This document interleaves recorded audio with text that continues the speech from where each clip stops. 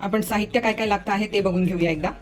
साहित्यामध्ये पहिलं आहे MDFचे सर्कल. आपण राऊंड शेपचे इयरिंग्स बनवणार आहोत, तर मी MDFचे तुम्ही सर्कल घेऊ शकतात किंवा कार्डबोर्डचे पण हे असे सर्कल्स तुम्ही घरी कट करून घेऊ शकतात वेगवेगळ्या शेपमध्ये. त्याच्यानंतर दुसरं आपल्याला लागणार आहे फॅब्रिक ग्लू, बॉन्ड लागणार आहे, छोटं कटर, त्याच्यानंतर राऊंड नोज प्लायर आहे, फ्लॅट नोज प्लायर आहे, पंचिंग होल प्लायर आहे, कुंदन आहे, बेस आहे, हा इयरिंगचा स्टड बेस आहे मागचा हा असा. हे आपण गोल्डन कलरचे वापरणार आहोत कुंदन, त्याच्यामुळे आपण हे गोल्डन कलरचा बेस वापरणार आहे. याच्यात सिल्वर पण येतं आणि हे हँगिंगसाठी पण येतात असे सिल्वर आणि गोल्डन.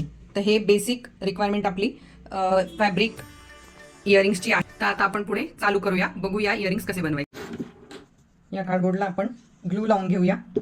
कमी लावायचा आहे कारण की हे सिल्कचं मटेरियल आहे, फॅब्रिक आहे. जर तुम्ही खूप ग्लू लावला तर तो फ्रंट साईडला दिसतो, म्हणून आपल्याला तो कमीच लावायचा आहे आणि तो पक्का स्टिक करून घ्यायचा.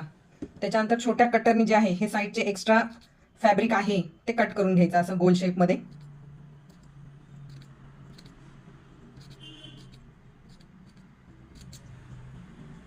आणि हे इथे थोडंसं बारीक कट द्यायचे की जेणेकरून गोल असल्यामुळे ते फोल्ड व्हायला हेल्प होईल.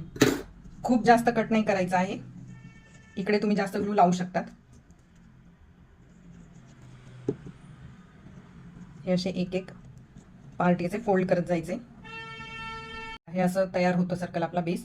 मागून हे असं पूर्ण स्टिक केलं आहे. अशाच प्रकारे आपण बाकीचे 3 पण बनवून घेऊया. हे बघा, अशा प्रकारे आपण हे 4ही बेसला फॅब्रिक लावून घेतलेलं आहे. घ्यायचं आहे आणि हे स्टड घ्यायचे आहे. आणि इकडे आपल्याला प्लायर जे आहे पंचिंग होल प्लायर, त्याच्याने एक असं होल पाडून घ्यायचं आहे.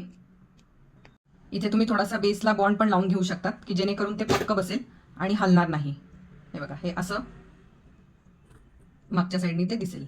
आता याच्यावरती आपल्याला हे दुसरा जो बेस आहे आपण बनवलेला तो असा चिटकवून घ्यायचा आहे.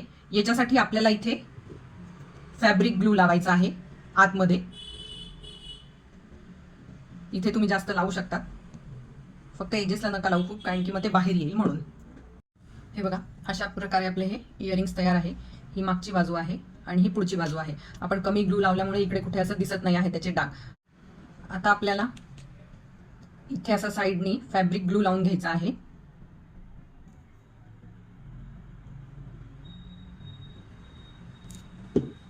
आणि त्याच्यावरती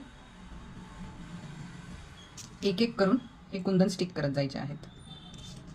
हे बघा, अशा प्रकारे सुंदर असे हे आपले कानातले तयार आहेत. ही कानातल्याची बॅक साईड आहे आणि ही फ्रंट साईड आहे. सुंदर असे कुंदनचे ग्रीन कलरचे कानातले आपले तयार आहेत. थँक्यू.